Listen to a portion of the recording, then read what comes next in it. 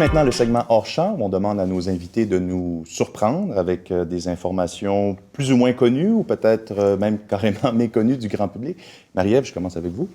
Oui, donc en fait, le gouvernement chinois dans la région autonome ouïghour du Xinjiang mène actuellement une campagne de lutte contre le port du voile et plus particulièrement le niqab ainsi que le djilbab. Cette campagne, il faut, pour comprendre le contexte dans lequel elle a lieu, est menée dans un contexte de lutte contre le mouvement nationaliste ouïghour, pro-indépendantiste. C'est un mouvement pro-indépendantiste qui est diversifié et il y a une petite partie de ce mouvement qui est radicalisée. Qui mène des actions violentes parfois. Tout à fait. Et donc, le gouvernement chinois est en train de mener cette lutte contre le port du voile et associe le port du voile au conservatisme religieux et au mouvement pro-indépendantiste. Par ailleurs, les observateurs voient dans le port du voile une forme d'opposition aux politiques restrictives du gouvernement chinois en matière de pratique de la religion. Oui. Et donc, dans le contexte de cette lutte contre le port du voile, le gouvernement chinois a invité des paysans au Xinjiang à participer à un concours de dessin,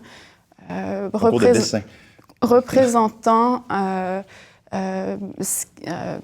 la manière dont ils imaginaient en fait le radicalisme religieux. Ah oui, manière plus ou moins orthodoxe comme campagne. Les dessins ont été publiés sur le site web de la Radio nationale de Chine, l'antenne du Xinjiang. Ah oui, quand même. Dominique. Oui, la semaine dernière, en fait, du 10 au 12 novembre, avait lieu le sommet de l'APEC. Oui. L'APEC, c'est énorme, c'est-à-dire que ça serait la zone de libre-échange de l'Asie-Pacifique. Ça regroupe 40 de la population mondiale. C'est des chiffres incroyables. 55 du produit national brut, 44 du commerce international. Ça a été créé en 89 par l'Australie. L'idée, c'était de regrouper, de créer une immense zone de libre-échange. Oui. Depuis 89, ça piétine. Il n'y a pas beaucoup de choses qui avancent. Cette année, ça avait lieu en Chine. Donc, la Chine avait empêché le trafic pendant les jours avant pour s'assurer que Pékin était propre.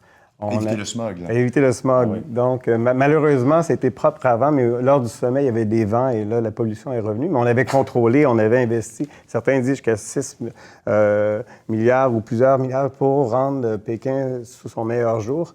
Et au fond, ce qui est fascinant, c'est qu'il y a peu de choses qui ressortent de tous ces sommets-là parce qu'il y a trop d'intérêts divergents. Tout le monde est intéressé. On ne peut pas s'entendre. 21 économies, 40 du 55 du produit national brut mondial, c'est énorme. Donc, au fond, ce qui est intéressant d'une année à l'autre, c'est de regarder les costumes. Et cette année, particulièrement, c'est intéressant. Si vous regardez les photos qu'on pourra projeter, ils ressemblaient tous à des acteurs de Star Trek. C'était donc le costume de cette année. Et au fond, c'est un spectacle. Ce qui en est ressorti, c'est un engagement de la Chine pour appuyer le développement institutionnel et aussi la création d'un réseau anticorruption.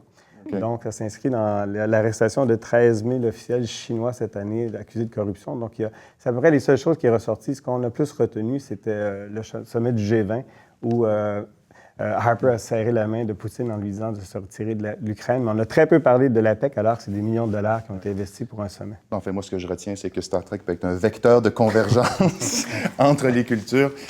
Dominique Cahouette, Marie-Ève Reny, merci beaucoup. Merci. Merci.